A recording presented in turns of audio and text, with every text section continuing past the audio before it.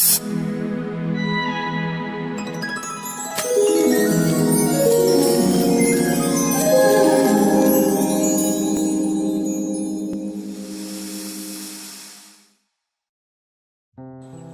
পোৱা।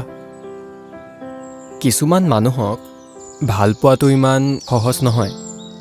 আকৌ কিছুমান মানুহক আকৌ এবাৰ ভাল পাবলৈ শিকোৱাটো ইমান সহজ নহয়।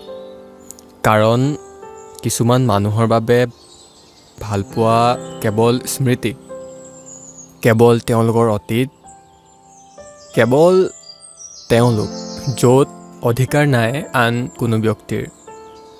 সঁচাকৈ আচৰিত ন? আচলতে তেওঁলোক কোনোবা ব্যক্তিৰ প্ৰেমত নপৰে। তেওঁলোক আচলতে প্ৰেমত পৰে কোনোবা লগত থকা অনুভৱবোৰৰ। তেওঁলোক প্ৰেমত পৰে নিসংগতাত পাৰ কৰা সন্ধ্যাবোৰৰ। তেওঁলোক প্ৰেমত পৰে কাৰোবাৰ অনুপস্থিতিৰ, কাৰোবাৰ উশাহৰ, কাৰোবাৰ ভাগৰুৱা হাঁহিটোৰ, কেতিয়াবা ৰৈ যোৱা সময়খিনিৰ। এনে ব্যক্তিয়ে ক'বলৈ নাজানে আচলতে কিমান ভাগৰুৱা তেওঁলোক।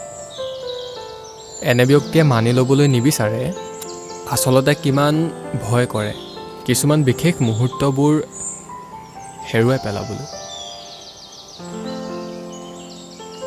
এনে ব্যক্তিয়ে ধৰিবলৈ নাজানে এখন হাত অথচ মাজনিশা চিগাৰেটৰ ধোঁৱাত আঁকিবলৈ জানে হাজাৰটা অসম্পূৰ্ণ কাহিনী।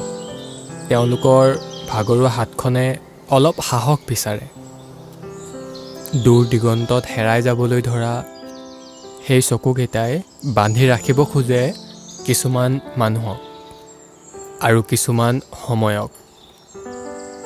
কিছুমান মানুহক ভাল পোৱাটো ইমান সহজ নহয় আৰু সেইবাবেই এনেবোৰ ব্যক্তিৰ প্ৰতি থকা ভাল পোৱাৰ কোনো সংজ্ঞা নাথাকে, প্ৰয়োজনো নাই।